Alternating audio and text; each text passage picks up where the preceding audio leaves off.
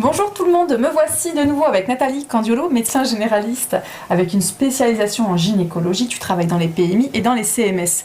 Aujourd'hui, une suite après l'alcool, la cigarette, la drogue. Est-ce qu'on peut consommer de la drogue quand on est enceinte? Alors logiquement, on va dire non. Bon, voilà. Bon. Mais je crois qu'après, il faut, si jamais on en consomme et qu'on n'arrive pas à l'arrêter, il faut avoir l'honnêteté de le dire au médecin. D'ailleurs, le médecin doit poser la question et aller la chercher. Parce que déjà, la drogue va ouvrir des récepteurs au niveau du cerveau du bébé. Donc ça peut être un futur consommateur. Et c'est surtout que le bébé va vivre dans son liquide amniotique avec la drogue et qu'à la sortie, il va être en état de manque. En fait, le plus important, c'est que la personne soit honnête et dise ce qu'elle consomme. Parce que si elle ne le dit pas, le bébé va être en syndrome de manque à la naissance. Pour les adultes, un syndrome de manque, c'est insupportable.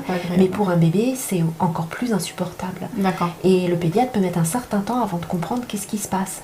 Donc si on le dit, il va prendre en charge tout de suite le bébé. Pendant 2 ou 3 jours, il va faire des doses décroissantes du produit pour que le bébé soit sevré peut-être. Sevré. Et ensuite, ça va mieux. D'accord. Après, on a le problème de l'héroïne, où on va se piquer. Les gens qui se piquent ne sont pas forcément dans une bonne condition pour se piquer. Du coup, on peut avoir des infections, et l'infection peut aller attaquer le bébé. Donc là, on est dans des choses un peu plus importantes. Ça peut mettre en jeu la vie du bébé. Oui. D'accord. Et puis c'est pareil, l'héroïne ouvre aussi les récepteurs, et on a le même problème de manque. D'accord. Le cannabis aussi, j'imagine. Oui, parce qu'on a quand même plus de consommateurs, de consommatrices. Oui. Parce que là, on s'adresse aux dames qui portent la vie, les bébés. Qui fument occasionnellement, c'est aussi compliqué. Si 2-3 fois par mois, un petit joint, c'est compliqué. D'accord. Et comme il y a aussi de la nicotine et des fois des produits dangereux, j'imagine que ça a les mêmes conséquences aussi que la cigarette. Absolument. Oui. D'accord, donc pas de drogue. On sait que c'est pas toujours évident pour certaines dames qui sont dans des situations particulières. La dépendance est en lien aussi avec des choses très singulières et propres à chacune. Donc évidemment, un accompagnement pendant la grossesse est nécessaire si vous êtes accro à quelque chose de cet ordre qu'on vient de citer, pareil pour l'alcool et la cigarette dans les vidéos qu'on a traitées.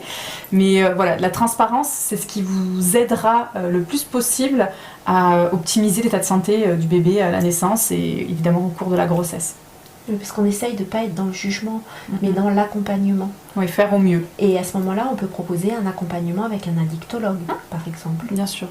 Parce que plus on juge, et plus on va consommer, et plus on cache. C'est le cercle vicieux. Voilà. C'est pas constructif, et voilà, on ne travaille pas comme ça.